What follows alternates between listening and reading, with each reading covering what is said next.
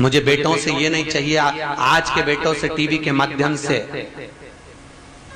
72 देश के लोग इस कथा को सुन रहे हैं। मेरा उनसे केवल एक निवेदन है, आपके माता पिता को आपसे धन नहीं चाहिए।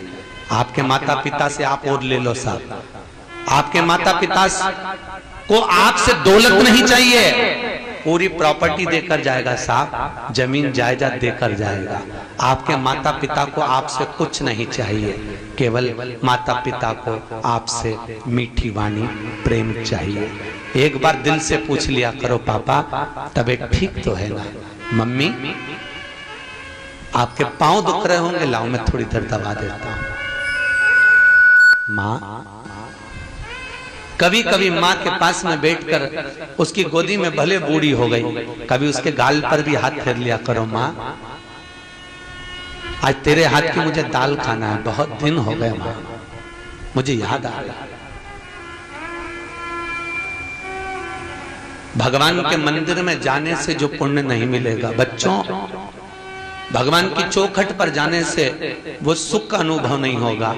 एक बार बूढ़े माता पिता से प्रेम की वाणी बोलकर देखना, इतनी दुआ मिलेगी रे, इतनी दुआ कि जिंदगी सवर जाएगी तुम्हारी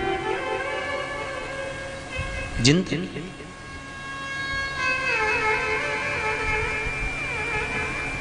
एक व्यक्ति का संवाद कमरे में, मेरे कमरे में मैं व्यक्ति से मिल रहा था, हमारे सत्यनारायण जी की आंख में आंसू आ गए। ये औरंगाबाद से पहली बार हमारी कथा में आए हो। मन 7 दिन के लिए बाहर निकल के बहल जाएगा साहब, आप में हमारे साथ में रहेंगे। और महाराजों की तरह मैं अंदर नहीं रहता, भोजन कराने के लिए आपके बीच में आ जाता हूँ, आपके बीच में भजन में बैठ जाता हूँ।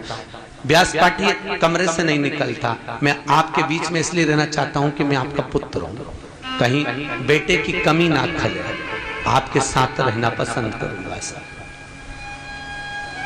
लोग अपना कमरा नहीं छोड़ते, हम आपको नहीं छोड़ना चाहते।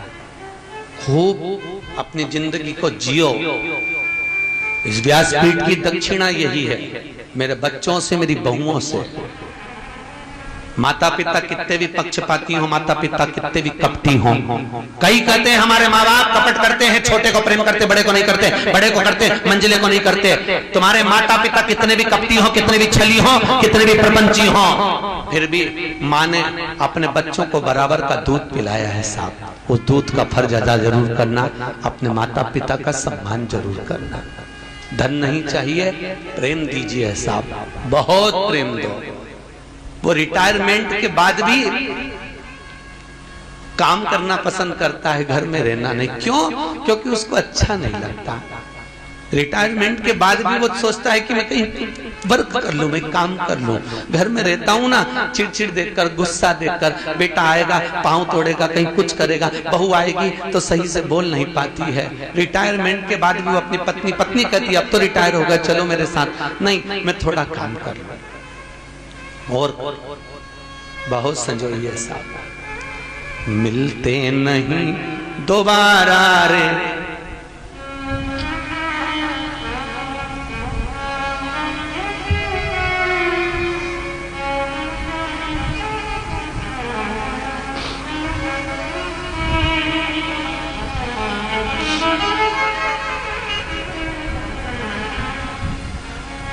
माता पिता है रूप हरि का, भव से पार करने का एक तरीका नहीं मिलेगा। सब मिलेंगे। पति और पत्नी का जो संबंध है वो 7 जन्म का है, पर माता पिता का संबंध केवल 1 जन्म का है। ये दूसरी बार नहीं मिलते। पत्नी बार बार मिलेगी, तुम जितनी बार जन्म लोगे। 7 जन्म का संबंध है तुम्हारा पत्नी के साथ। माता पिता का संबंध 1 जन्म का होता है, 1 जन्म का।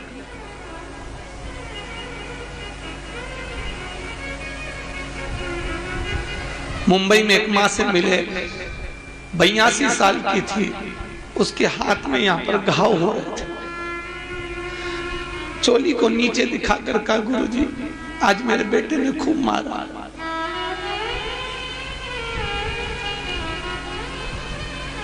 क्या सुख है साहब। एक बार मिलेंगे, दूसरी बार नहीं मिलना, मिलेंगे नहीं।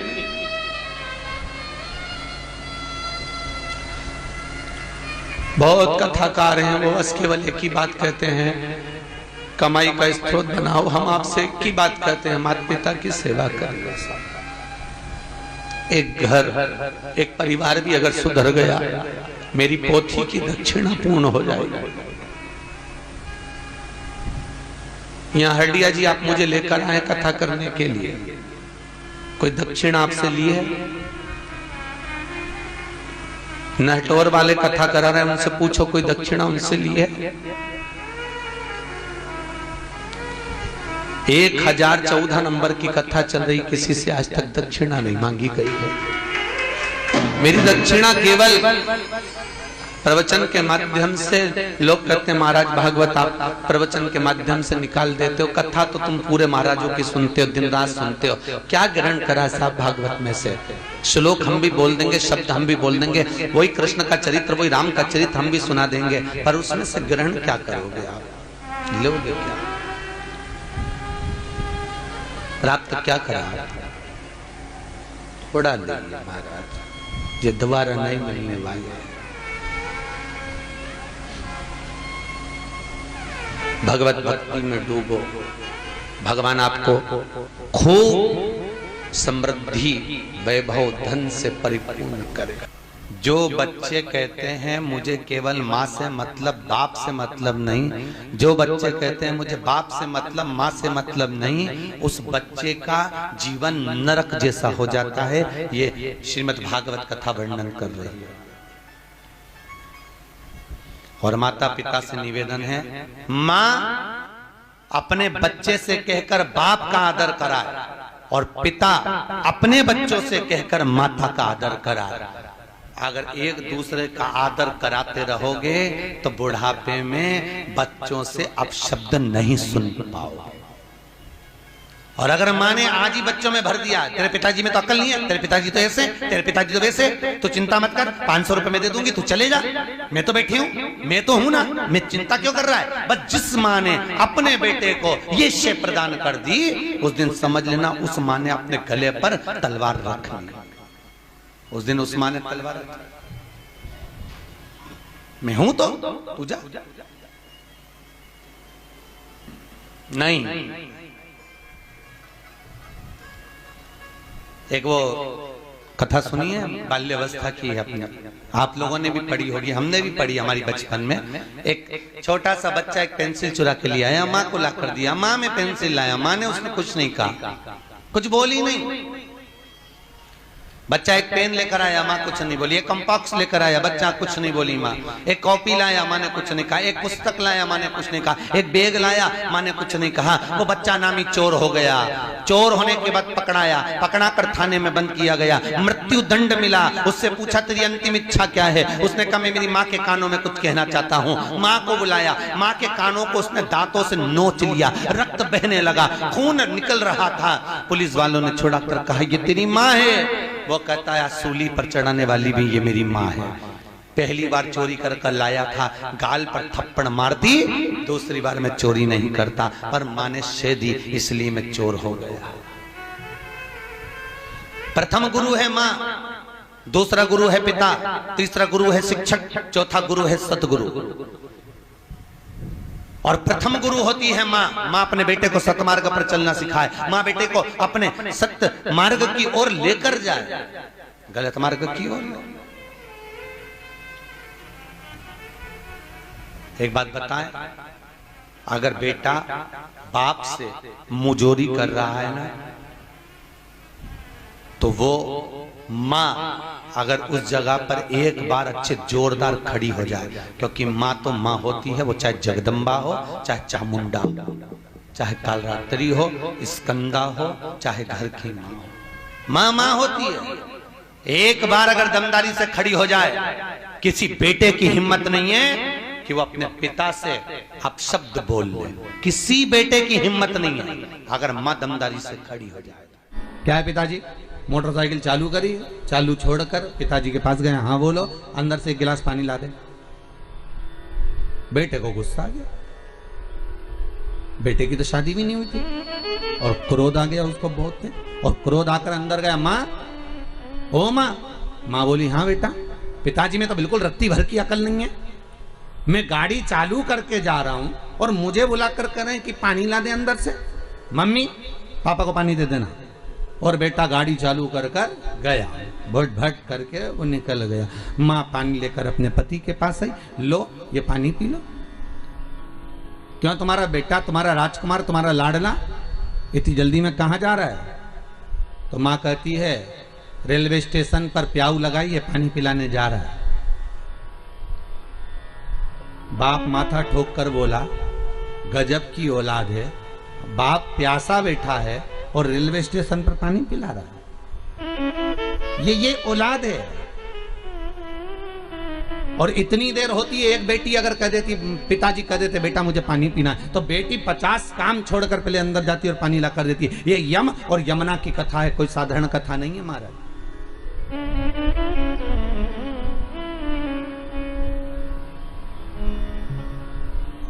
यमुना अपने पिता के सामने नेत्र, संध्या देवी कह रही है, तू नेत्र खोलकर देख, तो नेत्र खोलकर बात तो कर अपने पिता से। नहीं मां, मर्यादा देखिए बेटियों की।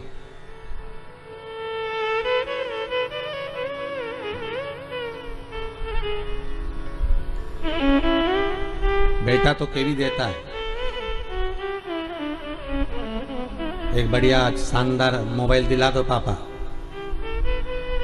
और बेटी नहीं कहती। बेटी सोचती है जब होगा जब हो जाएगा, अभी पापा की दशा ऐसी नहीं है कि वो कुछ दिला सके, अभी पिता की ऐसी दशा नहीं है कि वो दिला पाएंगे। मेरे बाबुल की दशा में जानती हूं, एक बेटी अपने बाप की दशा को जल्दी पहचान जाती है कि मेरे पिता के पास में इतना धन नहीं है, मेरी माँ के पास में इतनी दौलत नहीं कि मेरे माँ बाप मुझे अच्छे कपड़े दिला दें या अच्छे वस्त्र दें। बेटा तो डिमांड कर लेता है, बेटा तो खड़ा होकर कह देता है मुझे अच्छा पढ़ना है, मुझे वहां जाना है, मुझे मेरे दोस्त एंजॉय करने जा रहे हैं, मेरे दोस्त वहां जा रहे हैं, मेरे दोस्त वहां जा रहे हैं, मुझे जाना है, 500 रुपए दो, 1000 रुपए दो, 2000 रुपए दो। और बाप बेचारा जेब में से टटोल कर उस बेटे को दे भी देता है।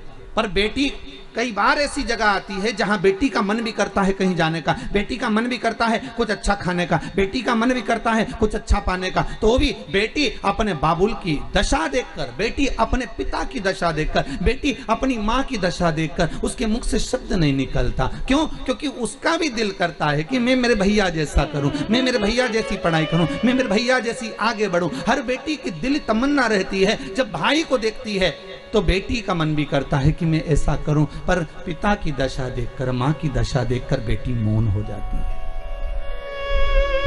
बेटी की मौनता हो जाती है। वो उस जगह पर मौन है, वो उस जगह पर चुप है, वो उस जगह पर शांत हो जाती है कि अब मैं अगर बोलूंगी और मेरे पापा के पास में नहीं होगा तो वो बेचारे क्या सोचेंगे कि मेरी बेटी को मैंने नहीं दिलाया। तो बेटी कभी नहीं कहती, हाँ जरूर जाकर जरूर देखती है, मेरे बाबुल के पास पहुंचकर पापा के पास में भले चली जाएगी, पानी ला देगी, चाय बना देगी, पापा मैं चाय ला दूं आपको, हाँ बेटा मैं आपको पानी ला दूं बाबू, हाँ बेटा मैं पानी रख दूं बाहर, हाँ बेटा मैं पाँव धो लूंगा। बाप भले बेटी का स्नेह और बेटी का बाप के प्रति स्नेह है। ये शिव महापुराण में अगर आज यमुना जी के जन्म की कथा निकली है, यमुना के कालंदी के प्रागट्य की कथा निकली है, तो ये कथा द्वारिका खंड में से कालंदी प्रसंग में से मैं बाच रहा हूं। 5वां प्रश्न वृंदा कर रही है, बड़ा भारी प्रश्न है वृंदा का।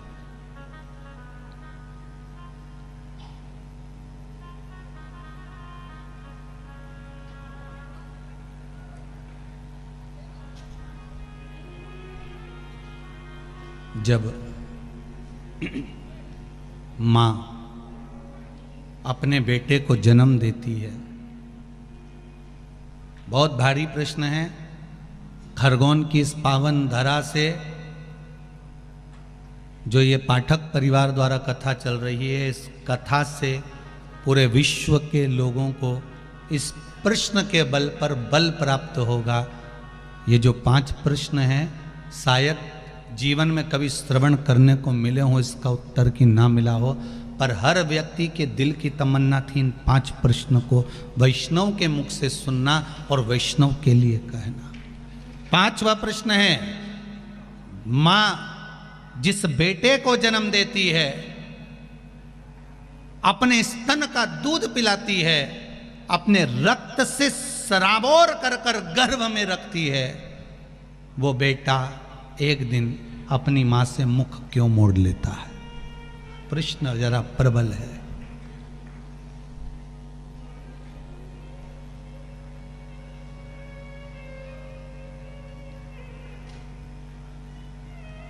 थोड़ा भारी प्रश्न है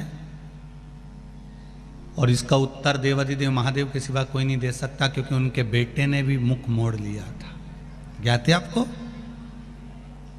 जब गणेश जी महाराज प्रथम गिनती में आ गए थे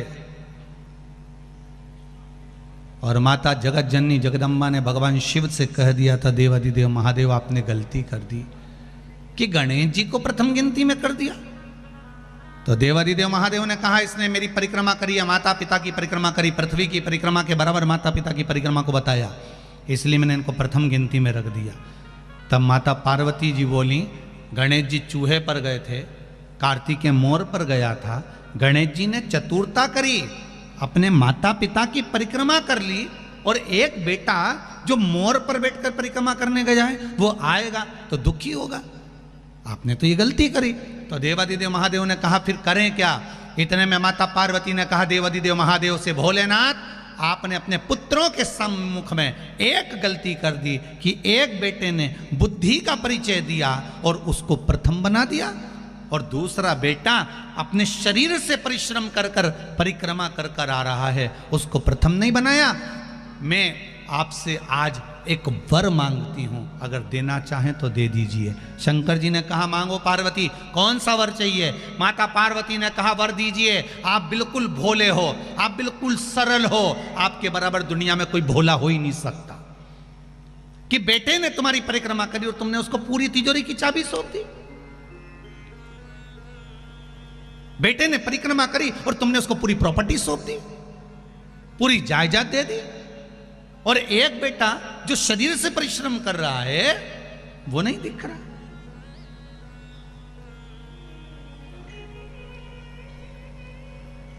दो बेटे, एक फोन पे लगा रहे हैं, सारा व्यापार फोन पे, हाँ माल भेज देना, हाँ ऐसा कर लेना, ऑफिस में बैठा बैठा लिखा पढ़ी करता रहे, ऑफिस में बैठा बैठा काम करता रहे, और एक बेटा इंदौर जा रहा है, पुणे जा रहा है, मुंबई जा रहा है, यहाँ जा रहा, वहाँ जा रहा, वहाँ पहुँच रहा, वहाँ कर रहा। माता पिता की निगाह में कौन सा बेटा ज़्यादा काम करता दिखेगा? बोल दो रीजी जी।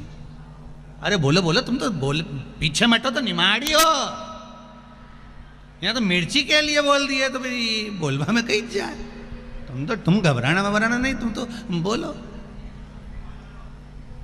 सबको क्या लगेगा, ये बेचारा वहां गा रहा है, वहां जा रहा है, घर छोड़ रहा है, परिवार छोड़ रहा है, काम तो सारा यही कर रहा है, और दूसरा वो तो मोबाइल पर लगा। पर एक अगर मोबाइल पर लगा हुआ है, बैठकर ऑफिस संभाल रहा है, वो भी अपना बुद्धि का परिश्रम कर रहा है, तो दूसरा भी चल फिर कर परिश्रम कर रहा है। परिश्रम में दोनों कम नहीं है, ये माँ जानती है। इसलिए माता पार्वती ने कहा कि वो शरीर का परिश्रम कर कर आया और इसने बुद्धि का परिश्रम करा, तुमने प्रथम स्थान दे दिया। माता पार्वती जी कहती हैं भोलेनाथ एक वर दे दीजिए। शंकर जी ने कहा मांगो क्या चाहिए? बस वर इतना सा दे दीजिए, आज के बाद कभी तुम्हारी परिक्रमा नहीं हो, आज के बाद तुम्हारी कभी पूर्ण परिक्रमा नहीं हो। अगर कोई पूर्ण परिक्रमा करेगा तो उसका करा हुआ सारा पुण्य समाप्त हो जाएगा। शंकर जी ने कहा तथास्तु। भोलेनाथ बोले तथास्तु। इसलिए पार्वती ने कहा आपकी आधी परिक्रमा होगी, जहां से चले थोड़ी दूर तक घूमे, जहां से जल निकलता है उसको पार नहीं किया गया, वापस घूमकर वहीं से आ गए, आपकी आधी परिक्रमा होगी। क्योंकि हम भोले इतने हो, कोई परिक्रमा लगाकर चले गया तो तुम दे दो। तुम्हारे तो वचन, लंका अधिपति रावण ने आकर कह दिया था कि प्रभु सोने की लंका दे दो, दे दी। एक दिन उसने कह दिया पार्वती जी को दे दो, निकल ले जा जा।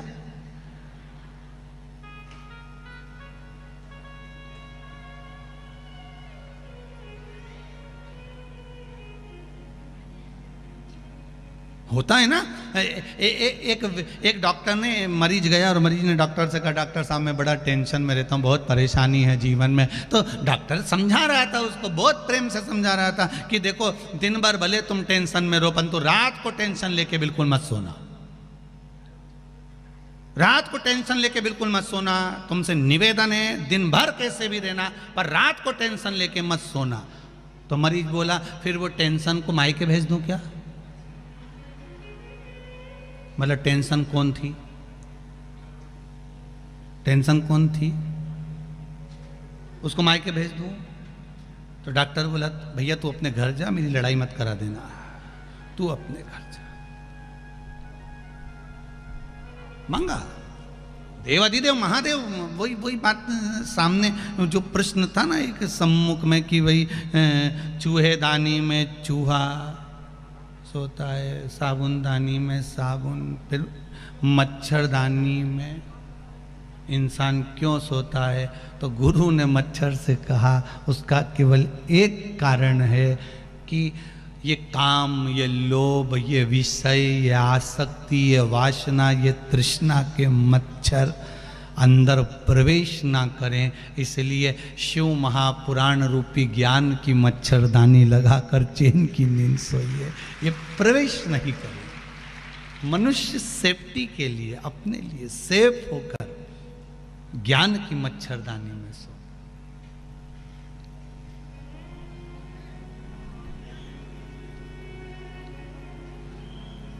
अब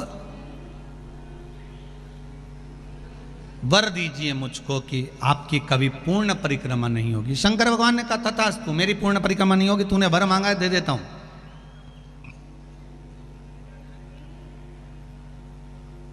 कार्तिकेय जी आए, कहा, पिताजी मैं परिक्रमा कर कर आ गया हूं। पिताजी ने कहा, ठीक है। इतने में गणेश जी बोल दिए, प्रथम गिनती में मैं गिना जाऊंगा, क्योंकि मैंने माता पिता की परिक्रमा करी। क्रोध आ गया।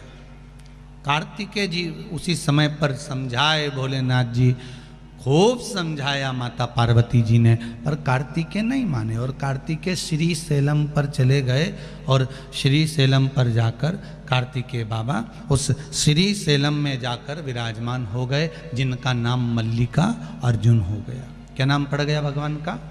मल्लिका अर्जुन।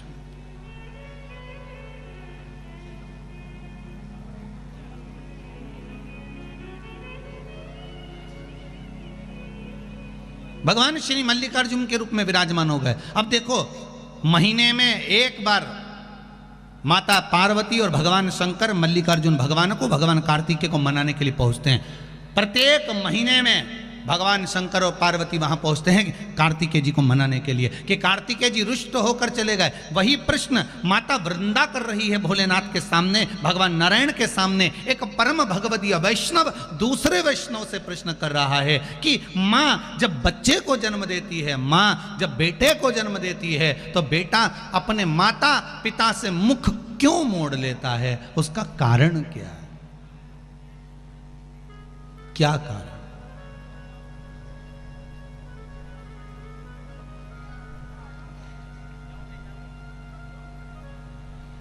पर कई घर ऐसे भी हैं जिसमें माता पिता से बच्चे मुख नहीं मोड़ते। भाई,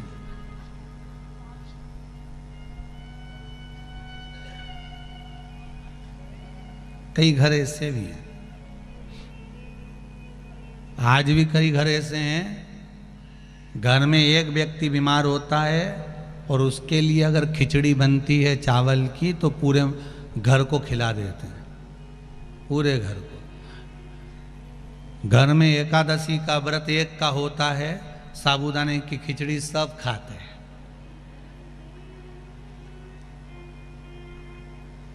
इसी से नजर आती है कि एकता कितनी अपने घर में हो।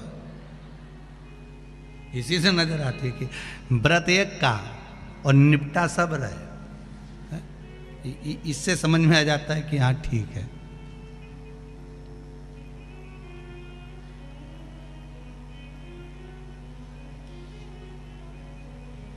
अब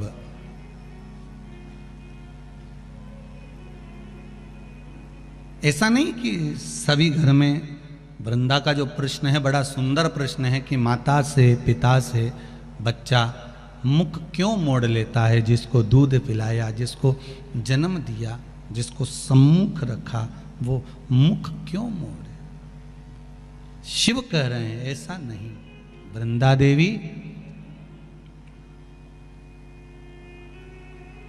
दो कारण हैं जिसके कारणवश घर में बेटे का जन्म होता है और उस जन्म का भाग माता पिता को प्राप्त होता है। दोनों बातों को अच्छे से समझ लीजिएगा कि घर में एक बेटा एक बहू आपकी सेवा कर रहे हैं और घर में अगर बेटा बहू आपकी सेवा नहीं कर रहे हैं तो उसका फल क्या है।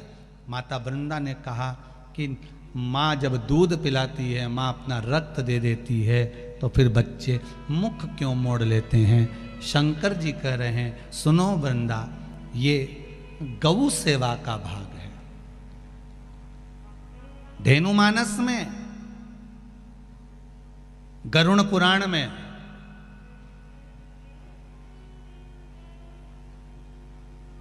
विष्णु संहिता में सुंदर बात कही गई है। यदि आपने गौ माता को रोटी दी है, प्रेम से सहलाया है, ताजा भोजन जानते हो, घर में रोटी बनी, पहली रोटी किसकी बनती है?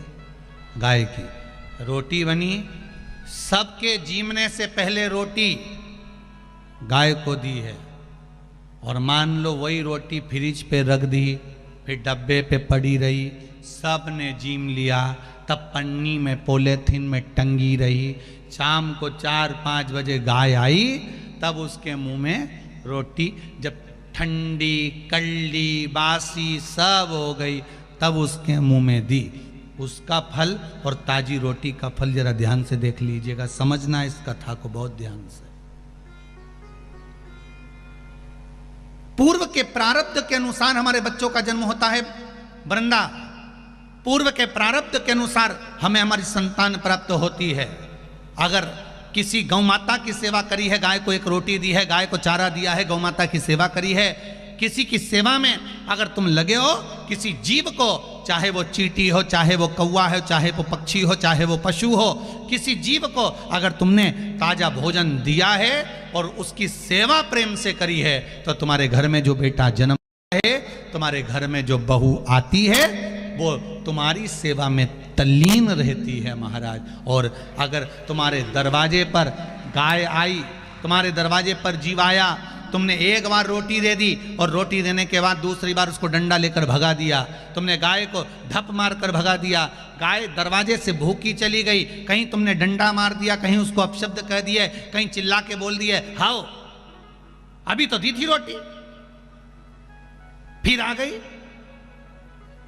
अब मत दे, क्या मना कर रही हूं ना, अंदर रख दे छोरा, बार बार रोटी देगा क्या, अभी दी तो थी। और घर में चिल्ला चोट करे, बड़बड़ाए, गाय को देखकर जब एक बार दे दी ना, बार बार देंगे क्या, जान दे उसको, जा डंडे से भगा दे, या उसको पूंछ दबा के भगा दे, पानी डाल दे, जा उसको जो अंदर घर में गाय दरवाजे पर खड़ी है और एक बार रोटी देने के बाद तुम्हारा मुख बड़ बड़ बड़ बड़ करे, समझ लेना ऐसा ही बेटा और ऐसी ही बहू तुझे मिलने वाली है। जब तुझे रोटी देंगे तो बड़ बड़ बड़ बड़ करे, वही समझ। इसलिए होशियार हो जाओ खरगोन वालों। वो क्या बोलते, सावधान इंडिया, सावधान। फिर वही वाली बात आ गई, मत बुरे कर्म कर बंदे वरना पछताएगा, भगवान की आंखों से तू बच नहीं पाएगा, तू बच नहीं पाएगा। अरे ओ अज्ञानी मत करना दान। क्यों भटके भाई, किस लिए भटकना? अरे एक मीराबाई की सहेली ने मीराबाई से कह दिया था, मीराबाई की सखी बोली है मीरा, तेरे दादाजी तेरे परिवार वाले मालूम है तेरे को, वो राणा के साथ तेरा ब्याह कर रहा है, राणा के साथ।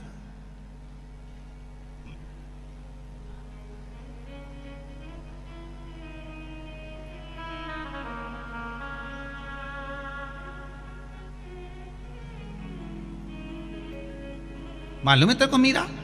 मीराबाई ने कहा मेरे परिवार वाले मेरा ब्याह, अरे मेरी माँ को तो मालूम है कि जब एक दूल्हा निकल कर जा रहा था तो मैंने माता से पूछ लिया था ये कौन जा रहा है और डोली में कौन जा रही, तो मीरा की माँ ने कह दिया था ये दूल्हा है वो दुल्हन है। तो मैंने माँ से जिद करी थी, माँ मुझे दुल्हन बनना है, मेरा दूल्हा ला, और मेरी माँ ने मुझे लकड़ी की, एक पत्थर की, एक कांट की, एक भाटा की, एक मूरत मुझे ला कर दे दी थी पत्थर की। वो मूरत से मेरी लगन लग गई, तो अब दूसरी लगन कहाँ लगाऊंगी बता। अब क्या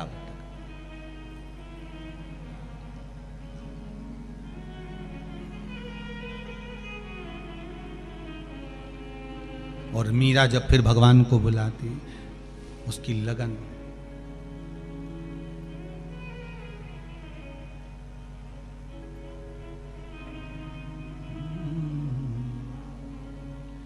मेवतड़ी बुलावे थाने, मीराबाई बुलावे, आजा मनमोहन मीरा मेवतड़ी बुलावे, आजा मनमोहन मीरा मेड़ता बुलावे, मीरा बुलावे थाने दस समझावे रे, आजा मनमोहन मीरा मेवतड़ी बुलावे, आजा मनमोहन मीरा मेवतड़ी बुलावे, आओ से दोनों हाथों से, मनमोहन मीरा मेवतड़ी बुलावे, मेवत बुलावे तने मीराबाई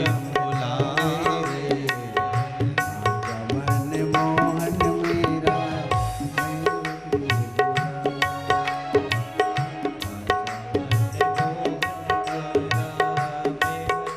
बुलावे। जय हो।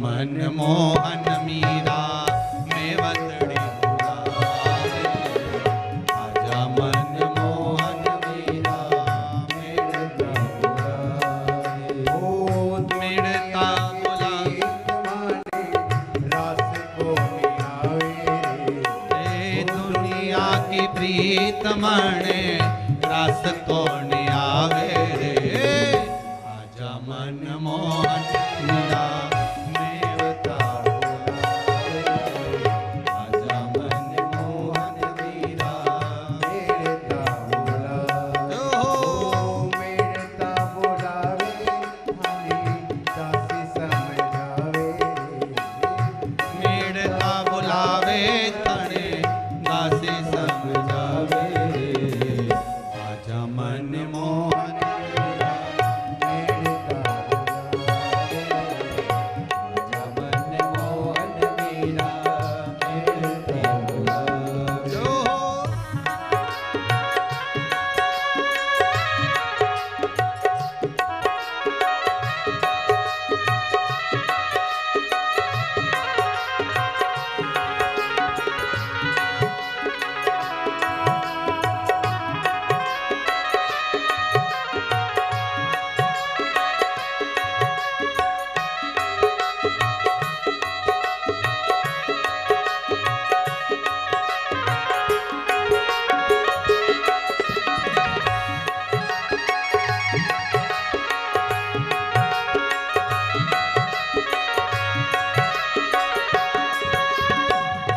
पत्थर निकाय मुझे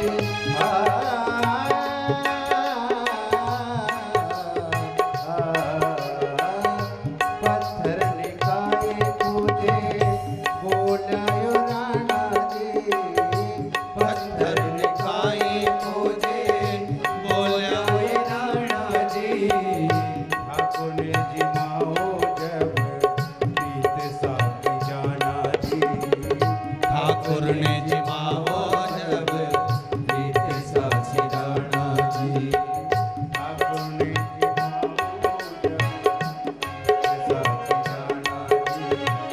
ठाकुर ने जिमाओ जब सिद्ध साज जाना वो छोटे कपट ने बात वो छोटे कपट ने बोले दाग तो लगावे आजा मन मोहन मीरा मेवती बुलावे आजा मन मोहन मीरा मेवती बुलावे ओ मेरता बुलावे थाने दाग समझावे मेड़ता बुलावे थने दाना समझावे आजा मन मोहन मीरा मेरता बुलावे आजा मन मोहन मीरा मेड़ता बुलावे आजा मन मोहन मीरा मेरता बुलावे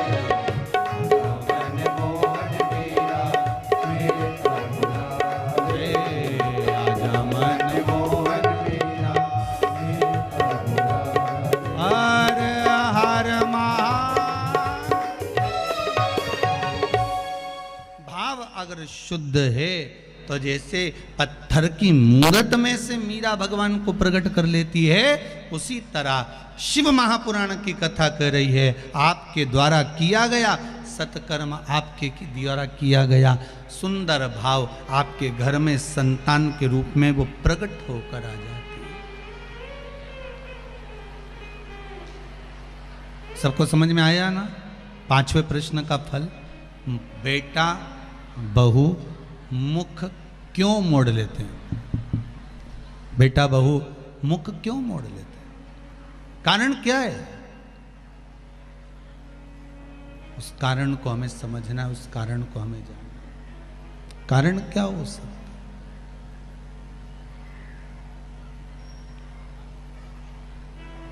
गौ माता को अगर रोटी दी है, गौ माता की चाकरी करी है, गौ माता को अगर कुछ प्रदान किया है, गौ माता को अगर कुछ दिया है,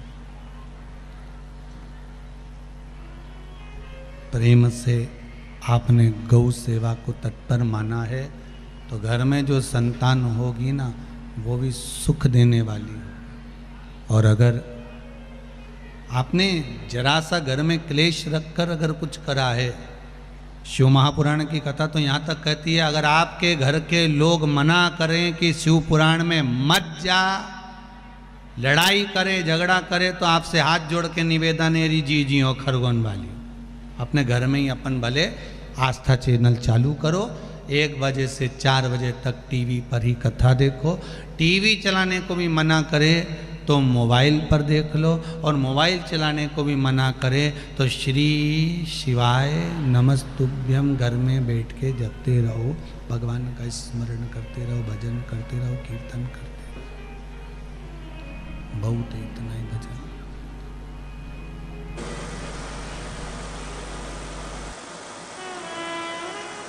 इस पुण्यमय धरा पर बाबा देवाधिदेव महादेव की कृपा से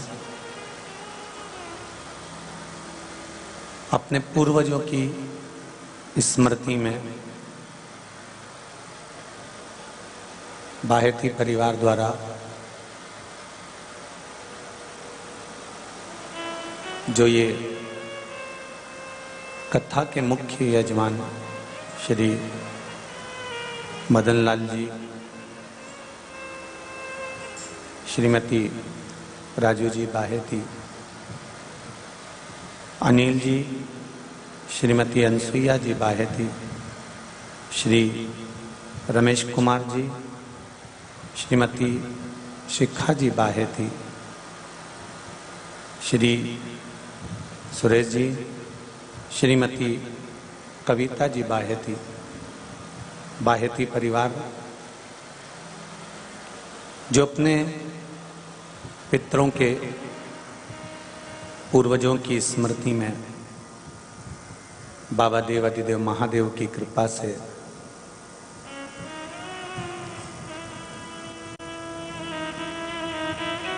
ये पावन शिव महापुराण की कथा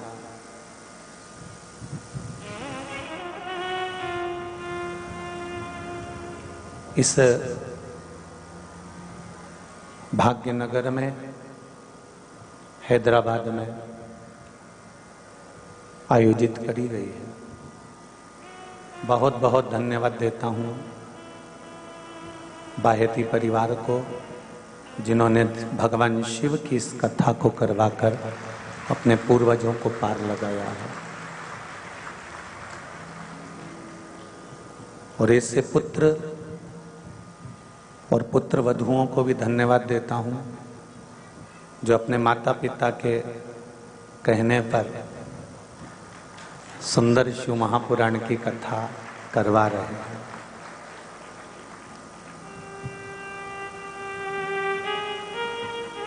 पहले भी कथा में कहा,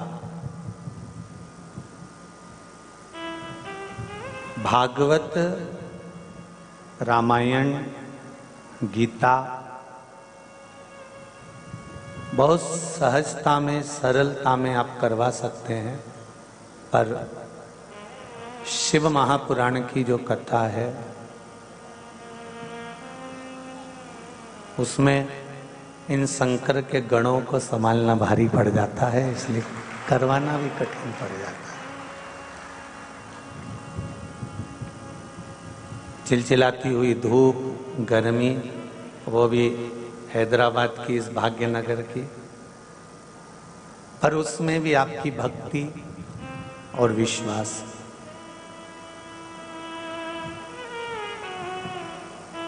और शिव कृपा, बिना शंकर की कृपा के कुछ नहीं मिल सकता। अगर आज आप लोग शिव महापुराण की कथा में पहुंचे हो, बैठे हो, तो ये शिव की ही करुणा है।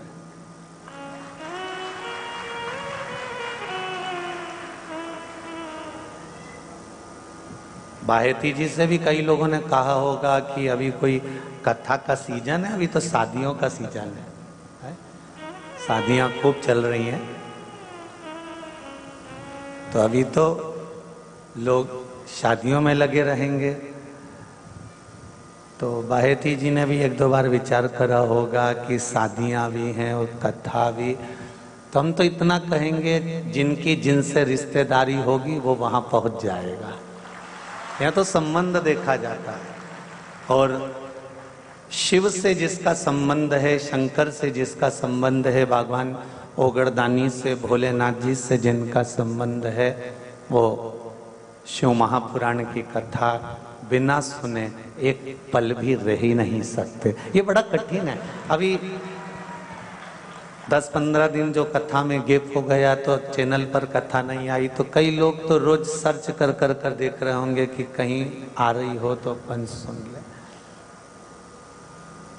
और बहुत जरूरी है।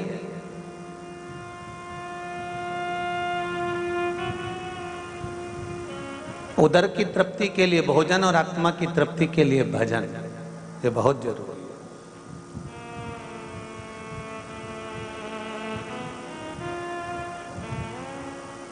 और ये आत्म तृप्ति का ही एक विषय है शिव महापुराण की कथा।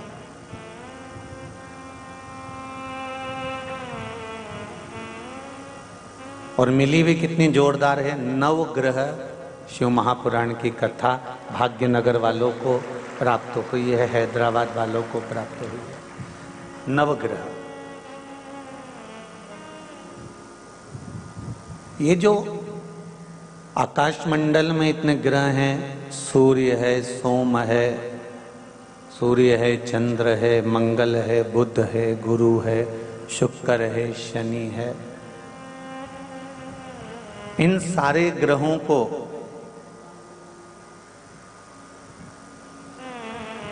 अगर पूजन के लायक बनाया है, देव बनाया है, पूजने के लिए अग्रण्य बनाया है, तो वो कोई दूसरा नहीं, मेरा देव अधिदेव महादेव ने बनाया है, कोई दूसरा नहीं बनाया।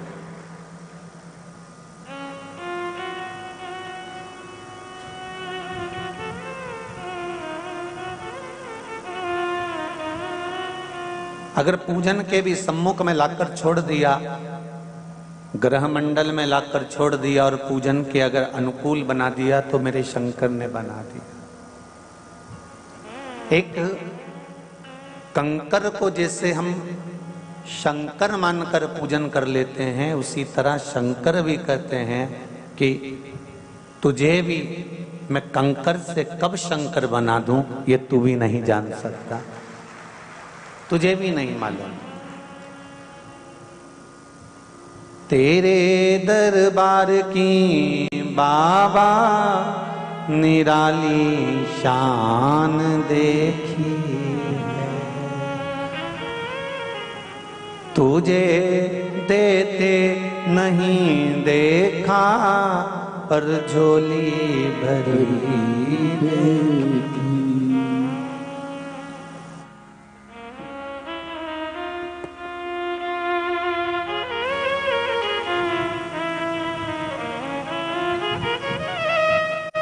ये शिव की कृपा से प्राप्त होता है।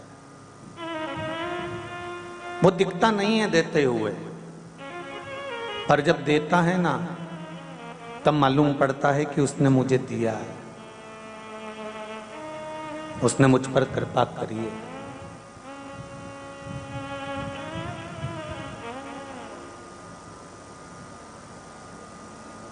जिस नगर में आप रहते हो, इस भाग्य नगर में, हैदराबाद में, आप ही के नजदीक में श्री शैलम विराजमान है, बाबा मल्लिकार्जुन।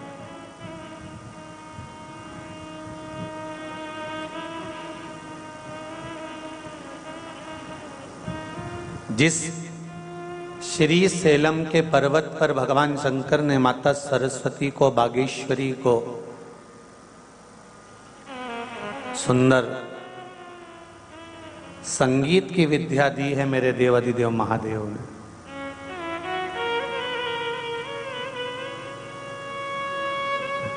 अगर माता को स्वर की देवी बनाया है, तो मेरे देवाधिदेव महादेव ने बनाया है। मेरे नारायण को अगर लक्ष्मी प्रदान करी है, तो मेरे देवाधिदेव महादेव ने करी है।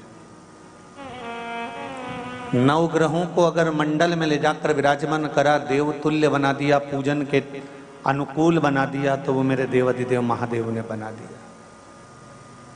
ब्रह्मा ब्रह्मलोक में रहते हैं, भगवान विष्णु वैकुंठ लोक में रहते हैं, पर मृत्यु लोक का अगर कोई देव है तो देव अधिदेव महादेव है, जो किसी को भी एक जो करीब में रहता है ना, जो साथ में रहता है, जो अपने पास में रहता है ना, वो जो नजदीक रहता है, हम उसको पहचानने में बड़ी देरी कर देते हैं।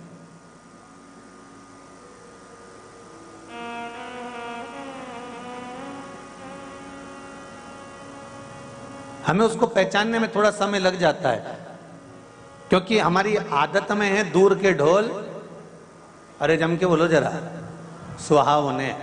जो दूर के ढोल होते हैं वो थोड़े सुहावने लगते हैं, जो बहुत दूर का होता है तो उसमें ऐसा लगता है कि इसमें श्रेष्ठता होगी। एक बहू आपके साथ में रहती है और एक बहू पुणे, मुंबई में, बेंगलोर में रहती है। किसी सास से पूछा जाए कि तुम्हें कौन सी बहू अच्छी लगती है तो वह हमेशा तारीफ में कहेगी, हमारी बहू है नी जो पुणे में रहनी, वो हमारा बड़ा ध्यान रखे। हो, जो मेरी बहू वहां बेंगलोर में रहे ना, वो बड़ा ध्यान रखे, रोज फोन लगाए, रोज पूछे मम्मी कैसी हो, आई कैसी हो, दादी कैसी हो, क्योंकि दूर के ढोल सुहावने।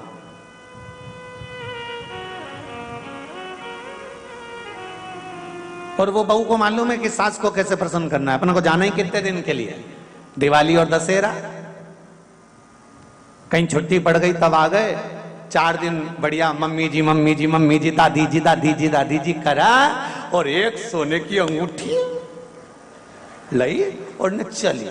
अब वो दूर के ढोल सुहावने हैं, उसने तो देख लिया कि अपन जाएंगे और थोड़ा सा तारीफ करेंगे, और करके थोड़ा बहुत ले लुआ के अब कौन आ रहा है, जब छुट्टी होगी तब देखा जाएगा, जब मंदिर कोई आदि आदि कार्यक्रम हुए, त्योहार आए, तब चले जाएंगे। और जो बहू बेचारी पास में रहती है, आगे बढ़ बढ़ के काम करे, सेवा करे, उसके बाद भी विवाद भी उसी से होता है जो करीब में रहता है। अब तबीयत खराब हुई, बीमार पड़े, स्वास्थ्य गड़बड़ हो गया, फोन लगाया पूना वाली को। अब ईमानदारी से बोलना, वो पूना वाली पहले आएगी कि जो तुम्हारे साथ में रह रही है वो पहले आएगी? बोलो जरा जम के बोलो। जो साथ में रह रही है वो पहले आएगी, दौड़ के आएगी। हाँ मम्मी क्या हो गया, क्या बात है, क्या हुआ, हो क्या गया है? भले उससे तुम्हारी कितनी भी झगड़ा हो, कितनी भी लड़ाई हो, कितना भी तुम झगड़ा उससे कर रहे हो, कितना भी लड़ रहे हो, पर साथ कुछ देर के लिए समय की अनुकूलता में वो आपका दे जाएगी। फिर भी मन में लगता है कि वो दूर रहती है, वो पूछती है, वो ठीक है अपनी जगह पर, वो आएगी, समय पे आएगी। जब तुम्हारा उठावना हो जाएगा, उठावने से मतलब ये मत रखना कि तुम निपट गए तब, उठावने से मतलब है जब माल उठाने का समय आए तब वो आएगी। उसी तरह मेरा शिव, मेरा शंकर, मेरा ओघड़दानी, मेरा त्रिकालदर्शी, मेरा कैलाशी अविनाशी, मेरा शिव इस मृत्यु लोक में विराजमान है।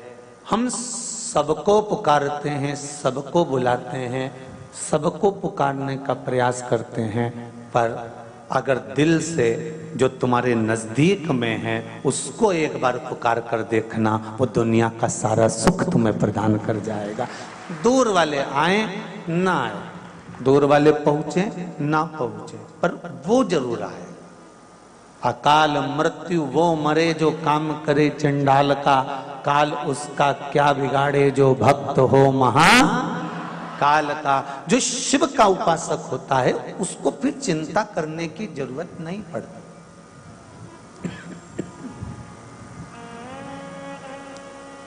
शिव उपासक को फिर कोई चिंता नहीं रहती।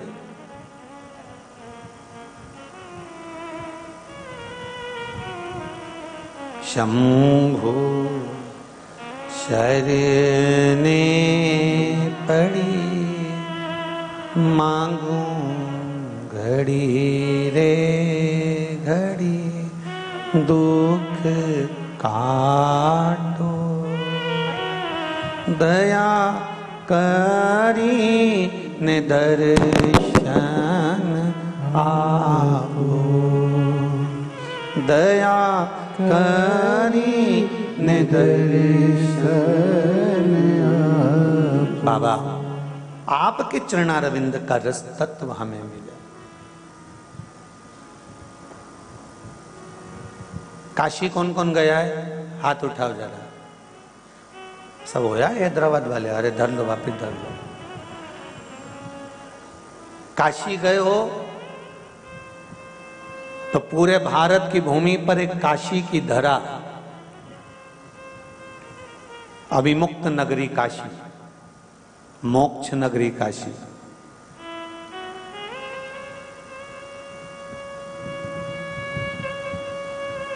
जहां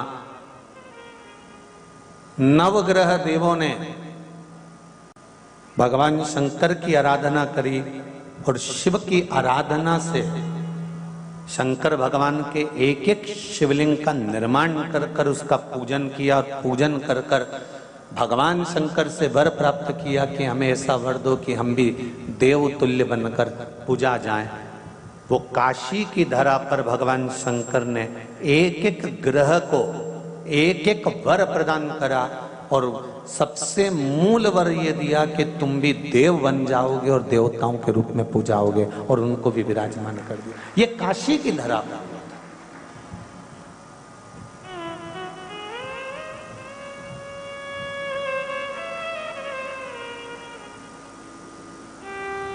बुद्ध ग्रह का शिवलिंग बुद्धेश्वर महादेव, बृहस्पतेश्वर, शुक्रेश्वर,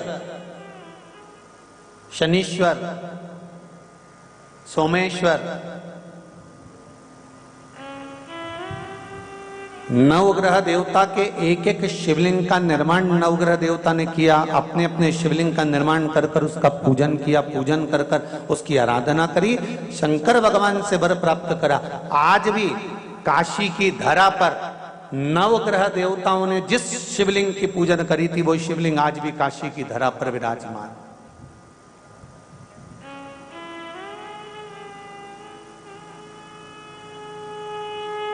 राहुईश्वर, केतुश्वर, ऐसे शिव मंदिर, ऐसे शंकर का शिवलिंग आज भी काशी में विराजमान।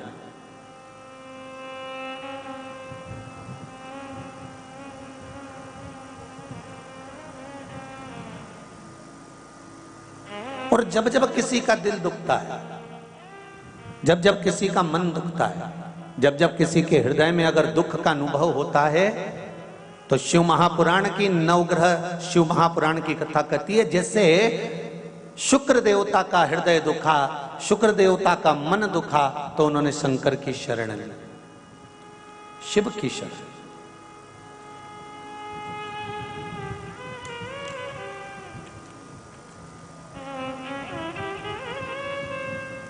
जब हृदय दुखा तब शंकर की शरण में चलेगा, जब हृदय चित्त में दुख हुआ तब शिव की शरण चलेगा। महाराज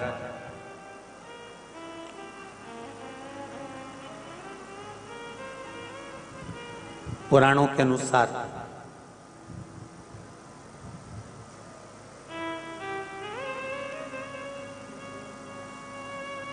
भृगु ऋषि के पुत्र थे जिनका नाम था कवि।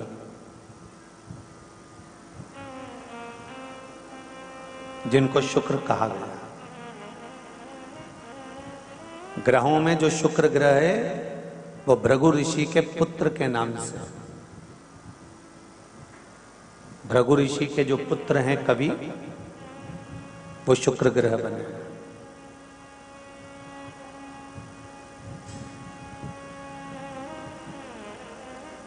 जब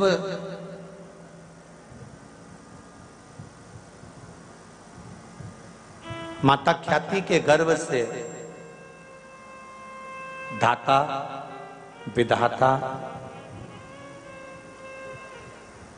लक्ष्मी और एक पुत्र और हुआ जिसका नाम था कवि। महाभारत श्रीमद् भागवत में भी इसका वर्णन आता है। कवि जब भृगु बामा ने देखा तो उन्होंने उसी समय पर एक विचार किया कि क्यों ना इस पुत्र को पढ़ने के लिए मैं अंगिरा ऋषि के पास में भेज दूं। और अपने पुत्र को पढ़ने के लिए अंगिरा ऋषि के पास में भेजा। अंगिरा ऋषि अपने पुत्र जीव, जीव मतलब बृहस्पति, बृहस्पति भगवान का एक नाम और है जीव, गुरु। अंगिरा ऋषि के पास में अपने पुत्र कवि को पढ़ने के लिए भेज, विद्याध्ययन के लिए भेजा। अब कवि और अंगिरा ऋषि का पुत्र, ये दोनों जीव साथ पढ़ने लगे। अंगिरा ऋषि इनको पढ़ाने लगे, विद्याध्ययन कराने लगे, पर समय की अनुकूलता ऐसी होती है कि अंगिरा ऋषि ने अपने पुत्र जीव पर ज्यादा ध्यान दिया, उसको पढ़ाया भी, उसके लिए समर्पित भी रहे। थोड़े दिन तक तो ठीक चला, उसके बाद अपने पुत्र की ओर जब ध्यान ज्यादा दिया गया तो कवि को ये अच्छा नहीं लगा, शुक्र को ये अच्छा नहीं लगा। और कवि को, शुक्र को जब ये अच्छा नहीं लगा तो उन्होंने अपने गुरु का स्थान छोड़कर, अंगिरा ऋषि का स्थान छोड़कर सीधे गोदावरी के तट पर गए और मां गोदावरी के घाट पर बैठकर उन्होंने शंकर भगवान का बालू का शिवलिंग बनाया और शिवलिंग बनाकर उसकी पूजन करना प्रारंभ किया। जरा देखिए, नवग्रह शिव महापुराण की कथा चल रही, बहुत ध्यान से सुनना कि व्यक्ति के जीवन में जब कहीं दुख की घड़ी सामने आती है, आपको लगता है कि हम बहुत रिश्तेदारों के यहाँ जाते हैं और रिश्तेदारों के यहाँ जाते हैं पर धनपतियों के यहाँ, संपत्तिवानों के यहाँ, वैभववानों के यहाँ वैभववानों को ही सम्मान मिलता है, संपत्तिवान को ही सम्मान मिलता है, हमको सम्मान उतना नहीं मिल पा रहा। तो हमको ये बात किसी से कहना नहीं है कि हम उनके यहाँ गए थे और हमको सम्मान नहीं मिला, हम उनके यहाँ पहुंचे थे हमको आदर नहीं मिला, हम उनके यहाँ विवाह में गए थे हमको उसमें आदर सम्मान नहीं मिला, हम उसके यहाँ पार्टी में गए थे हमको उसमें आदर सम्मान नहीं मिला। कथा में तो आदर सम्मान की कोई बात होती ही नहीं। भागवत हो, रामायण हो, गीता हो, शिवपुराण हो, सत्यनारायण भगवान की कथा हो, घर में धार्मिक कोई आयोजन हो, उसमें मान और सम्मान की कोई परिभाषा नहीं होती कि हम कथा में गए तो हमको आगे बैठना था कि पीछे बैठना था कि दाएं बैठना था कि बाएं बैठना था। उसमें तो हमको ये देखना है कि जो जगह खाली हो और जहां पर जगह मिल जाए वहां पर प्रणाम करो और शंकर और कंकर को नमन कर कर वहीं आसन लगाकर बैठ जाओ तो शंकर मिल जाता है। कथा में कभी भी हमको ये नहीं विचार करना कि यहाँ जगह नहीं मिली, वहां जगह नहीं मिली, आगे नहीं बैठने दिया, पीछे नहीं बैठने दिया। हाँ, कहीं विवाह में गए, कहीं पार्टी में गए, कहीं फंक्शन में गए और वहां जाकर अगर आपको ऐसा महसूस होता है तो ये भी बात किसी को कहने की नहीं होती। जब मन दुखे, हृदय चित्त में जब घात लगे तो फिर आपको केवल एक काम करना है कि कहीं शिव की शरण में पहुंच जाना है, शंकर की सेवा में लग जाना है, फिर शिव जानेगा कि करना क्या है। शुक्र ने वही करा। गोदावरी नदी के तट पर शुक्र ने शंकर भगवान का पार्थिव शिवलिंग का निर्माण करा, उसकी पूजन करना प्रारंभ करा।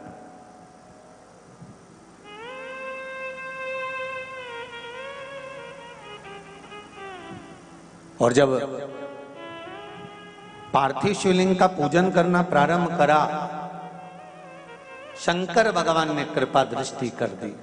मांगो, तुम्हें क्या चाहिए?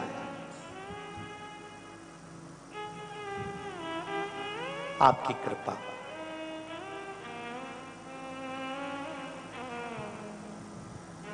आपकी कृपा चाहिए।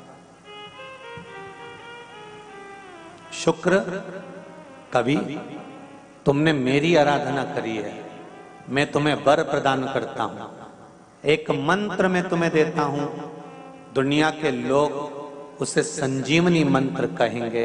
ये वो मंत्र रहेगा जिस मंत्र का जाप तुम किसी मरे हुए व्यक्ति पर भी करोगे तो वो जीवित होकर बैठ जाएगा। संजीवनी मंत्र भगवान शंकर ने शुक्र को प्रदान कर दिया।